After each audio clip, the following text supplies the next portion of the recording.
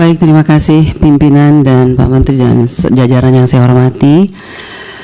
Pertama-tama kita semua mengetahui bahwa ada kekurangan anggaran ya 15 triliun. Tetapi kalau menurut saya mari kita koreksi diri. Kenapa ini terjadi? Jujur sama diri kita sendiri. Anggaran yang sudah diberikan begitu banyak tahun 2024 apakah sudah digunakan dengan baik atau tidak? Jangan kalau dikurangin kita sedih, tapi waktu dikasih banyak kita tidak menggunakannya dengan baik. Kenapa saya mengatakan tidak melakukannya dengan baik? Karena sampai hari ini Pak Menteri berulang kali saya katakan bahwa masih banyak persoalan terhadap realisasi anggaran dan penyerapan anggaran APBN itu ke daerah, baik transfer daerah, itu banyak persoalan.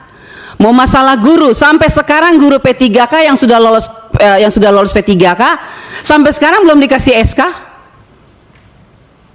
Provinsi NTT belum, mereka belum terima SK.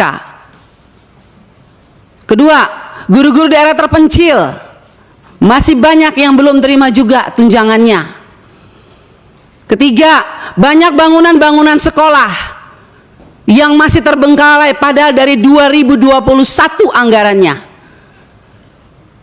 Saya kasih contoh, di Kabupaten Kupang ada 17 sekolah bangunan yang dari 2001 sampai sekarang tidak terselesaikan.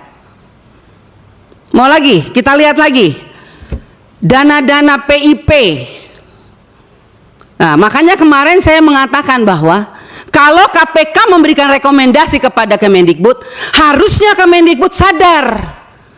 Karena apa, kami ini Dewan, kami sudah bilang setiap rapat, banyak persoalan, lakukan pengawasan, laporkan kepada kami. Tapi kami tidak pernah didengar. Ya kan? Akhirnya sekarang KPK memberikan rekomendasi, baru seakan-akan Kemendikbud kayak kebakaran jenggot. Bahkan kami anggota pemangku kepentingan mau diatur sama Kemendikbud untuk melakukan verifikasi oleh dinas. Loh, Anda sebagai kementerian mau nggak dilakukan verifikasi sama dinas? Jangan suruh dinas, jangan suruh apa yang kita usulkan harus dilakukan verifikasi oleh dinas. Kita ini lembaga tinggi negara, wakil rakyat. Kita yang menentukan anggaran di Indonesia ini. Bagaimana kepala dinas bisa memverifikasi data yang kita berikan? Anda sebagai kepala kementerian mau nggak diverifikasi sama dinas? Bapak Ibu ini kan orang-orang pintar setahunya saya di Kemendikbud, orang-orang berpendidikan. Kok bisa salah mengambil kebijakan? Bu Sekjen, Anda mengeluarkan Perseksjen yang dimana poin nomor 3 dikatakan bahwa data yang direkomendasikan sebagaimana dimaksud pada huruf B diverifikasi oleh dinas pendidikan. Loh, kita ini pemangku kepentingan usulkan itu dari Dapodik sekolah. Dapodik itu harusnya kan, makanya tadi Pak Andre bilang operator sekolah itu diperhatikan karena semua itu dari operator sekolah.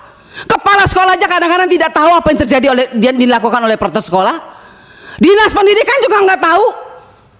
Nah, kementerian juga. Jadi kalau mau lakukan verifikasi, harusnya kementerian melakukan verifikasi terhadap dinas, dinas lakukan verifikasi terhadap kepala sekolah, hasil verifikasi itu baru diberikan kepada kami. Itu jangan dibolak-balik. Bahkan saya minta Bapak Ibu pimpinan, kita ambilkan rekomendasi kepada KPK, periksa APBN yang ada di Kemendikbud. Karena ini banyak persoalan, PIP, KIP, dana BOS, banyak hancur ini. Tolong Ibu, saya minta Pak Pimpinan, kita berikan rekomendasi kepada KPK, periksa dari 2021, 2022, 2023. Nggak usah tambah anggaran kalau memang banyak korupsi, uang negara habis, bukan untuk rakyat. Saya marah Pak Menteri untuk sekian kalinya, karena memang ini kenyataannya di lapangan. Jangan dong kita dibikin seperti anak kecil. Kok apa yang diusulkan kita mesti diverifikasi oleh dinas pendidikan? Anda mau nggak sebagai menteri diverifikasi oleh oleh dinas? Jangan aneh-aneh lah.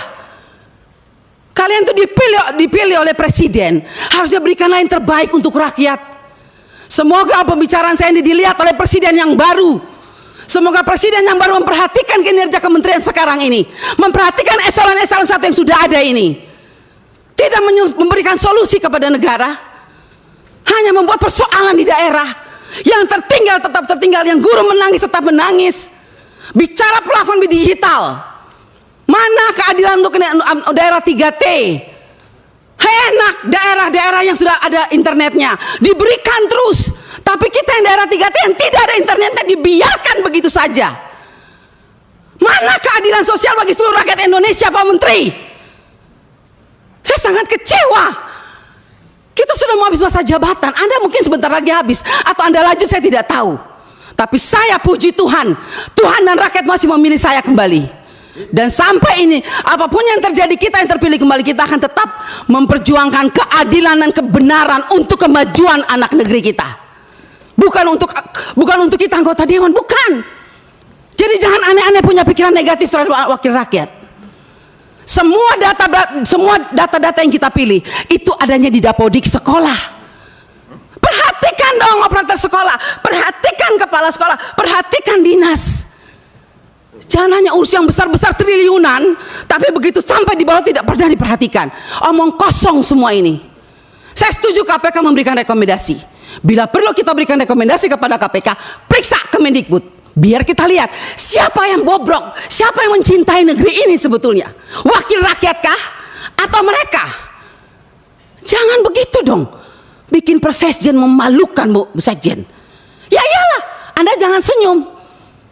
Anda membuat Persesjen tidak berpikir, masa kita diverifikasi oleh dinas? Mending kalau kepala dinasnya bersih. Kalau kepala dinasnya justru yang mencuri uang PIP, bagaimana Ibu? Saya mau tanya sekarang, jawab. Apa Anda pikir semua kepala dinas bersih? Oh tidak.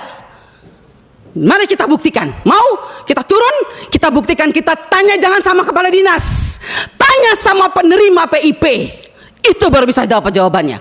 Kalau Anda hanya turun hanya di dinas, semua jawabannya bagus. Tapi coba turun ke rakyat, turun ke penerima orang tua. Kalau nggak lihat itu orang tua punya air mata. Omong kosong.